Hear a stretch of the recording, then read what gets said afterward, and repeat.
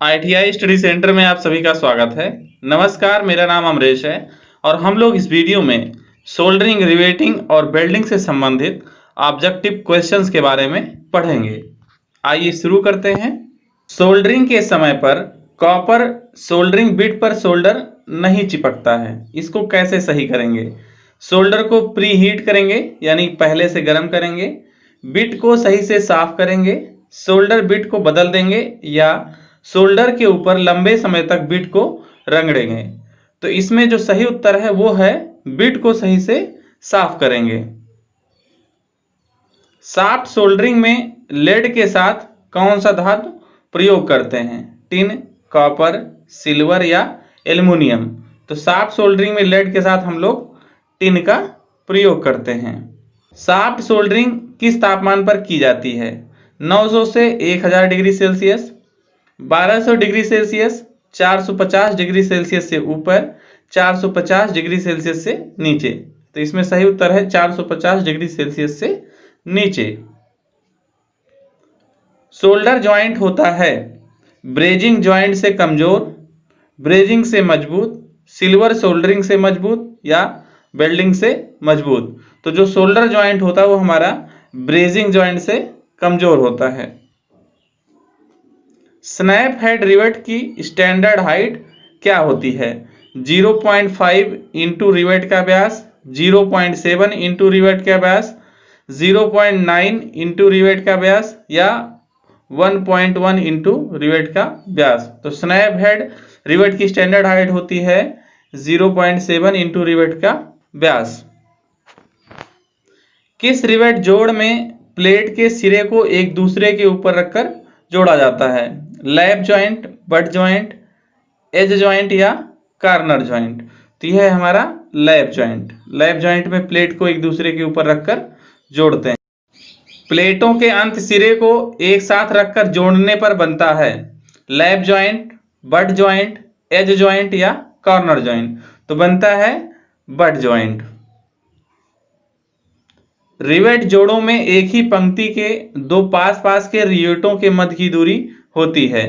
Rivet whole व्यास के बराबर, rivet whole के व्यास का दुगुना, रिवेट होल के व्यास का 3 गुना या रिवेट होल के व्यास का 4 गुना? तो ये होता है रिवेट होल व्यास का 3 गुना।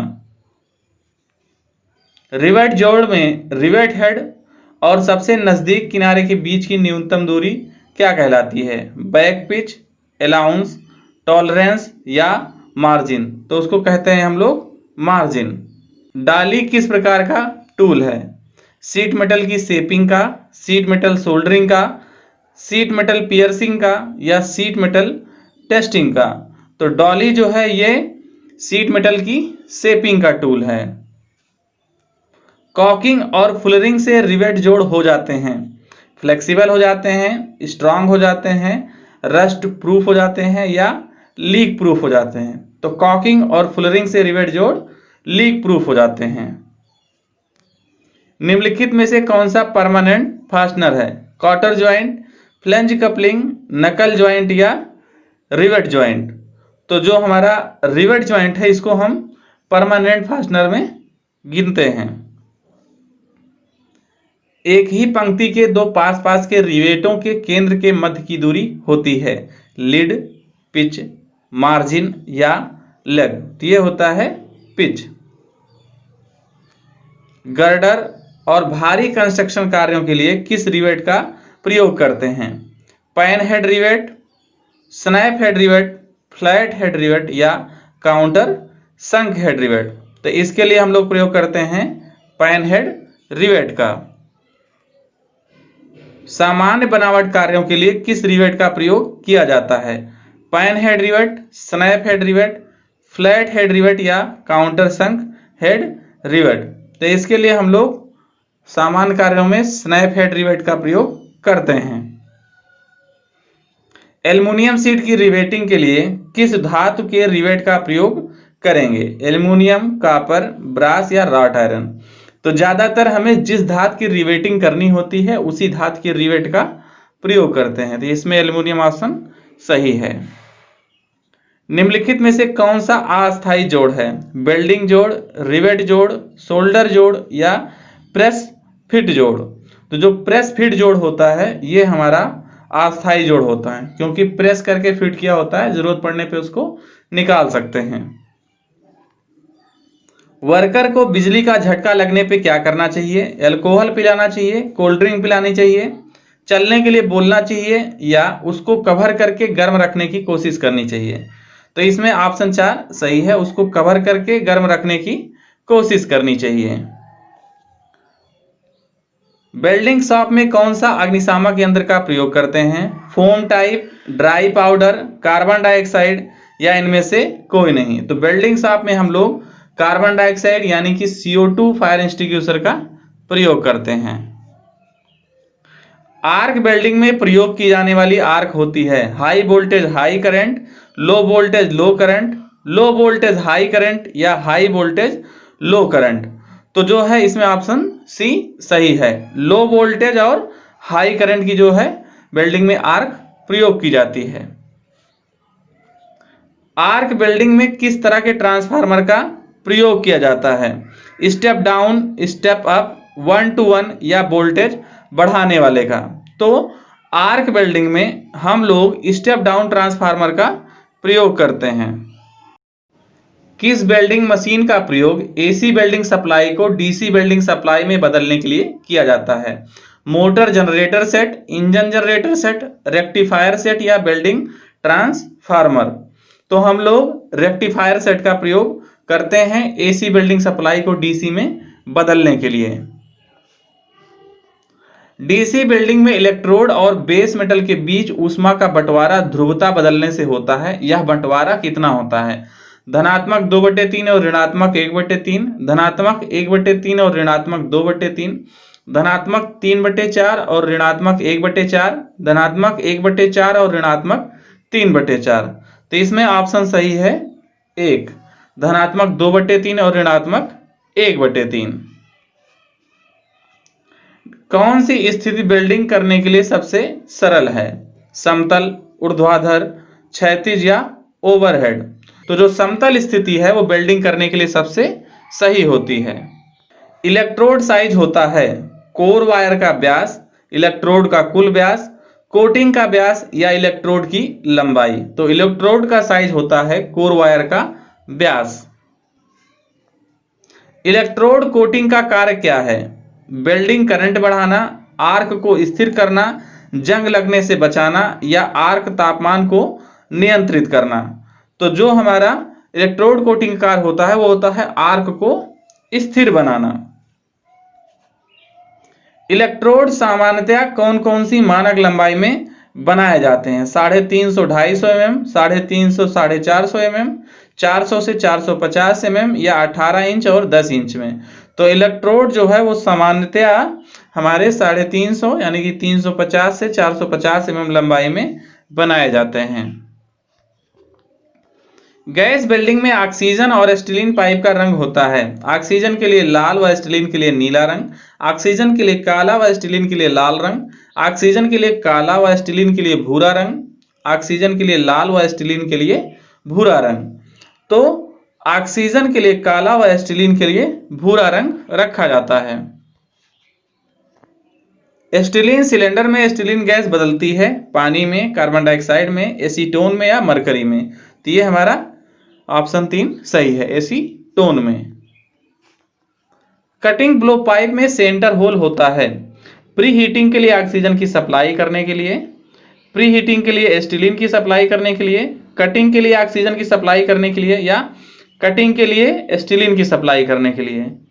तो इसमें होता है कटिंग के लिए ऑक्सीजन की सप्लाई करने के लिए जो हमारा ब्लो पाइप होता है उसमें सेंटर में एक बड़ा सा ऑक्सीजन का होल प्रदान किया जाता है। कास्ट आयरन को किन 2 अयवों की वजह से गैस कटिंग द्वारा काटना मुश्किल होता है? सल्फर और फास्फोरस, सिलिकॉन और ग्रेफाइट, ग्रेफाइट और फास्फोरस या सिलिकॉन सल्फर? तो सिलिकॉन और ग्रेफाइट की वजह से यह काटना मुश्किल होता है। गहरे पानी में कटिंग के लिए कौन सी गैस का प्रयोग करते हैं? एसिटिलीन, हाइड्रोजन, LPG या मीथेन? तो हाइड्रोजन गैस का प्रयोग गहरे पानी में कटिंग के लिए करते हैं। यदि फ्लेम के इनर कोन की लंबाई L हो तो टिप से धात की दूरी होगी L mm, L+2 mm, L+4 mm या L+6 mm। तो यह लंबाई होगी L+2 mm। काटने से पहले धातु को प्रीहीट करने के लिए सही फ्लेम है oxidising flame, neutral flame, carburising flame या हल्की कार्बोराइजिंग फ्लेम। तो काटने से पहले धातु को प्रीहीट करने के लिए सही फ्लेम है न्यूट्रल फ्लेम। गैस कटिंग के समय नोजल होना चाहिए, कार्य को टच करना चाहिए, कार्य से 10 mm दूर, कार्य से 2 mm दूर या कार्य से 5 mm दूर। तो यह जो है कार्य से 5 mm दूर होना चाहिए। गैस कटिंग द्वारा कटिंग करते समय ब्लो पाइप को आगे पीछे करने पर क्या होगा? कट ज़्यादा होगा, सही साइज का बनेगा, कम होगा या कोई प्रभाव नहीं पड़ेगा? तो इसमें सही उत्तर है कट ज़्यादा हो जाएगा। यदि कटिंग करते समय बहुत कम ऑक्सीजन दी जाए तो क्या होगा? धातु ठंडा हो जाएगा, कट नैरो बनेगा, कट चौड़ा बनेगा या धातु की कटिंग जो है सही नहीं हो पाएगी। तो इसमें ऑप्शन 4 सही है, धातु की कटिंग जो है वो सही से नहीं हो पाएगी। गैस कटिंग में यदि ऊपरी सिरा पिघल जाए और कट स्मूथ ना हो तो क्या कारण होता है? कटिंग स्पीड बहुत धीरे होना, गैस का प्रेशर कम होना, टिप की धात से ऊंचाई ज़्यादा होना या ऑक्सीजन प्रेशर ज़्यादा होना। तो टिप की धात से ऊंचाई ज़्यादा होती है तो कट स्मूथ नहीं बनता है। गैस कटिंग द्वारा काटी गई एक प्लेट में ग्रूव और गहरी ड्रैग लाइन है, इसका क्या कारण है? टिप कटिंग सरफेस के नज़दीक होना, ट्रैवल स्पीड बहुत ज़्यादा होना, ऑक्सीजन प्रेशर कम होना या कटिंग नोजल का छोटा होना। तो इसमें है टिप कटिंग सरफेस के नज़दीक होना। गैस कटिंग द्वारा काटी गई एक प्लेट में कट क्वालिटी बहुत अच्छी है लेकिन सरफेस में वर्टिकल ड्रैग लाइन के कारण रुक्षता है, इसका क्या कारण हो सकता है? प्री हीटिंग ज्वाला कम होना, कटिंग ऑक्सीजन अशुद्ध होना, कटिंग स्पीड धीरे होना या कटिंग नोजल छोटा होना। तो इसका कारण है कटिंग स्पीड धीरे होना। ऑक्सी एसिटिलीन गैस कटिंग में नोजल का साइज मुख्यतया निर्भर करता है काटी जाने वाली धात की मोटाई पर, ऑक्सीजन की शुद्धता पर, कटिंग पर या कटिंग ब्लो पाइप के प्रकार पर। तो यह निर्भर करता है काटी जाने वाली धात की मोटाई पर। वेल्डिंग मशीन का साइज व्यक्त किया जाता है input ampere per, output ampere per, output circuit voltage पर या क्लोज सर्किट वोल्टेज पर। तो यह व्यक्त किया जाता है output ampere per. Oxy acetylene gas welding करने से पहले लीकेज चेक करना आवश्यक है। एसिटिलीन गैस के ऊपर कौन सा पानी प्रयोग करते हैं? Salt water, soap water, hard water या फ्रेश वाटर। तो इसके लिए हम लोग सोप वाटर यानी कि साबुन मिला हुआ पानी का प्रयोग करते हैं। ITI स्टडी सेंटर की वीडियोस देखने के लिए धन्यवाद। अगर आपको हमारे द्वारा दी गई जानकारी अच्छी लगती है तो हमारा चैनल सब्सक्राइब कीजिए, हमारे वीडियोस लाइक व शेयर कीजिए। धन्यवाद।